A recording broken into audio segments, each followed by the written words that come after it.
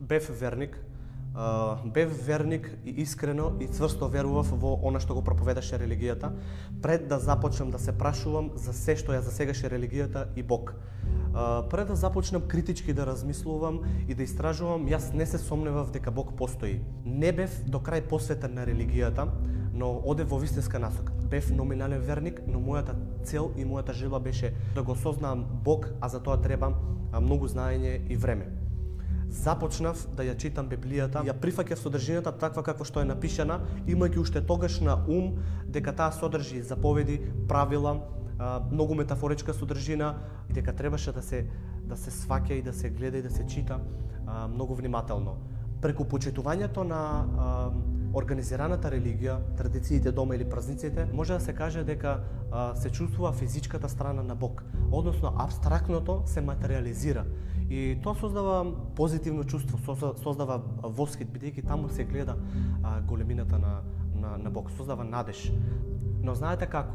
За судијата да донесе вистинска одлука, мора да ги сослуша и двете страни.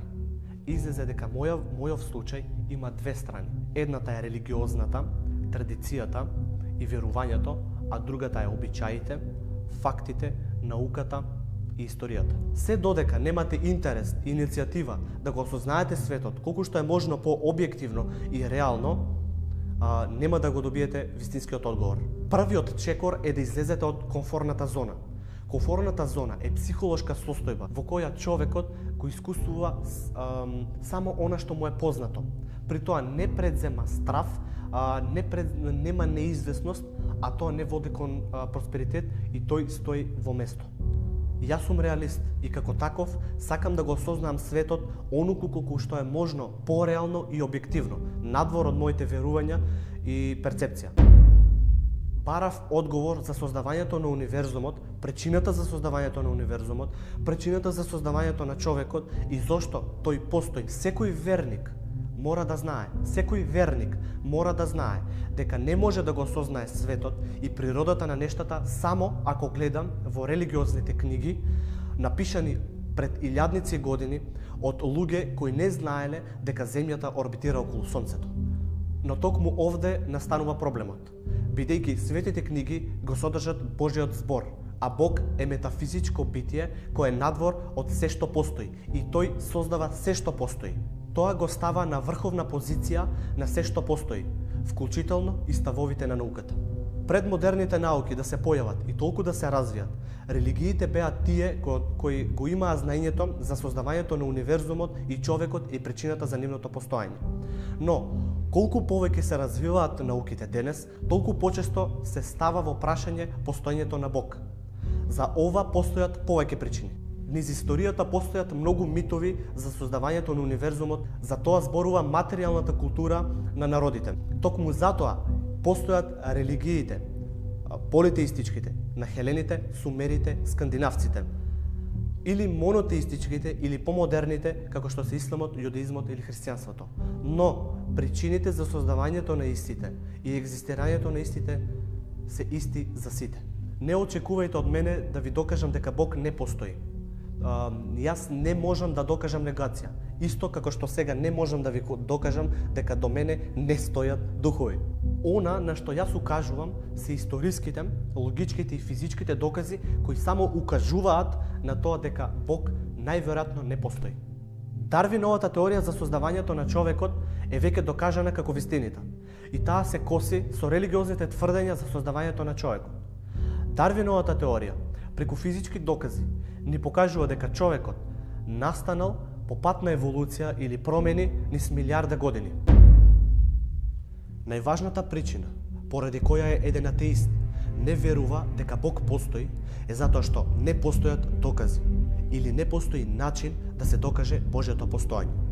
Проблемот лежи во религиозните книги, бидејќи верниците ги користат истите за да го докажат Божјото постоење. Но не секогаш може да се докаже нивната вистинитост. Денес многу често слушам како верниците тврдат дека од секогаш народите верувале во некој Бог, од секогаш се верувало во некој Бог и дека религиите постојат веќе илјадници години за денес да дојде некој и да го менува тоа. и тоа да им биде аргумент со кој ќе го оправдаат своето верување во Бог и во неговото постоење. Ние денес не живееме во време во кое не знаеме како настанал човекот или молњата, па да имаме потреба да измислуваме богови. Денеска не веруваме дека Зевс, Атина или Посейдон постојат, но не затоа што човекот осознал дека Зевс не е вистинет или дека хеленската митологија е измислена, туку затоа што веќе не постои народ кој верува на тие митови. Дали од ова можеме логички да заклучиме дека ако луѓето низ историјата биле способни да ги исфрлат илјадниците богови, дека само прашање на време е кога модерните религии ќе бидат заменети со други. Денес ние знаеме дека земјата не е центарот на универзумот, како што тоа го тврди Библијата. Денес знаеме дека човекот еволуирал и дека не постојат првите Адам и Ева. Знаеме дека големата поплава на Ное, опишана во Библијата, не е вистина и дека таа е наследник на епот за Гилгамеш, епот за Атрахасис или најстарата Зеосуда. Сите овие приказни водат од исто потекло, зборуваат за исти настани, само со различни богови. Науката докажува дека сите живи суштества водат од исто потекло. Тоа значи дека Бог не создаде Битие, поглавје 1, стих 25. Зверови земни според родот нивни и добиток според родот нивни и секакви гадејки на земјата според родот нивни. Вакви настани, опишани во Библијата, за кои теолозите ги земаат како метафорични, а за слични такви настани, за кои науката нема одговор, ги земаат како факти. Значи ли тоа дека во првиот момент кога науката ќе добие одговор, овие факти стануваат метафора? Стравот е првата причина поради која не ги негирате Божиите зборови и дела. Дури и кога се сомневате дека Бог постои, вие многу тешко ќе се осмелите да си го признаете тоа. Ова е така затоа што Псалми 33 поглавје стих 8. Бојте се од Господа сите праведници негови, затоа што ништо нема да им недостига на оние кои се плашат од него. Петта книга Мојсеева, повторени закони, 6 поглавје, стих 13. Бој се од Господа твојот Бог и само нему служи му и кон него биди приврзан и во негово име клони се. Сте слушнали ли за колективна меморија? Колективната меморија е сеќавањето и знаењето на една група народ пренесувана од генерација на генерација. Ако искрено не верувате во Божјото постоење и постојано се убедувате во спротивното, со подсвесен став дека ако постои ќе бидам казнет или ако велите дека нема што да изгубам. Всушност, ако се држите до овие ставови, вие не сте верник, туку сте еден чекор поблиску до ставот на еден агностик. Низ историјата постоеле илјадници богови и илјадници религии. Која е веројатноста вашиот Бог да е вистинскиот? Ако вие верувате дека вашиот Бог е единствениот и вистинскиот, тоа во суштина значи дека вие сте атеист кон сите останати религии, освен кон вашата. Религиозните движења се дел од социјалата и од општеството на еден народ. Токму затоа тие индиректно влегуваат во историјата на човештвото и затоа многу често религиите преку светите писма се повикуваат на историјата за да го докажат своето тврдење. Но, ако се докаже дека еден стих е вистинет, тоа не мора да аплицира дека останатите се вистинити. Монотеистичките религии обожаваат да велат дека без Бог нема морал. Но што е моралот? Што е тоа што човекот го прави морален и неморален? Моралот не е ништо повеќе од збирна правила на една заедница за меѓусебни односи. Прва книга или Битие, поглавје 3, стих 16. А на жената ја рече: ќе ти ги умножам и преумножам маките кога си бремена, со болки ќе рагаш и ќе бидеш под власта на мажот свој и тој ќе ти биде господар. Прво послание до Колосјаните, 3 поглавје, стих 18. Жени, покорувајте им се на своите мажи, како што прилега во Господа. Левит, 20 поглавје, 9 стих. Човекот кој го навредува таткото свој или мајката своја да биде убиен.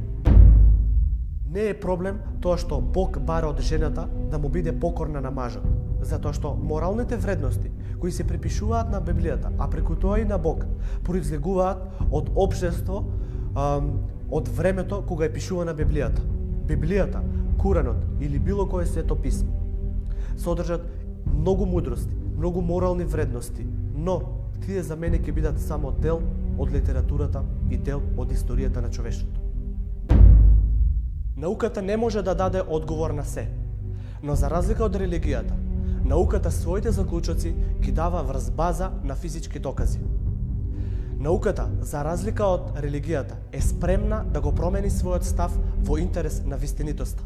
И што е уште поважно, таа не робува на авторитети. Науката не знае точно како настанал универзумот, но она што досега го знаеме е познато како големата експлозија, кога од единствен ентитет се создава материјата и од тогаш постојано се шири. Но тоа не значи дека таа никогаш нема да може да даде одговор. Погледнете само што се случи во последните 3 векови, кога науката го има тој авторитет, секогаш кога науката ќе изнесе научно тврдење за нешто, подкрепено со докази. А при тоа религијата нема сознание за тоа, тоа што го прави таа е се враќа во стиховите од светите писма и бара значење или создава интерпретација која најмногу ќе одговара на научниот став. И кога јас, од историска гледна точка, ќе ја погледнам религијата од озгора, тоа што ќе го видам е жена подчинета на мажот, робот подчинет на господарот, народот подчинет на власта, верниците подчинети на догмата. Догмата непроменлива. Еве што се случува кога Библијата случајно ќе посведочи за природата.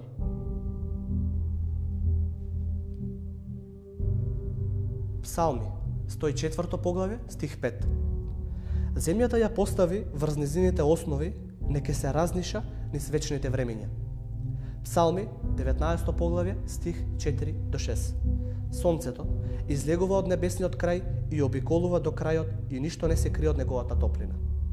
Авакум, 3 поглавје, 11 стих. Сонцето и месечината застанаа на своето место пред болскотот на вперените стрели твои, пред светкањето на сјајните копија твои. Исаја, 41 поглавје, стих 9. Ти кого го повикав од краиштата на земјата и го повикав од незините рабови, ти кому реков. 28 поглавје, стих 6 до 4 од Второзаконие. Господ ќе ве расфрли по сите народи од крајот до крајот на земјата. Она што јас можам да го заклучам од овие стихови е дека сонцето и месечината се движат околу земјата, додека таа стои на своите основи и не се движи. Веќе во друг стих, Бог ги гледа краевите и рабовите на земјата, што укажува на рамна земја.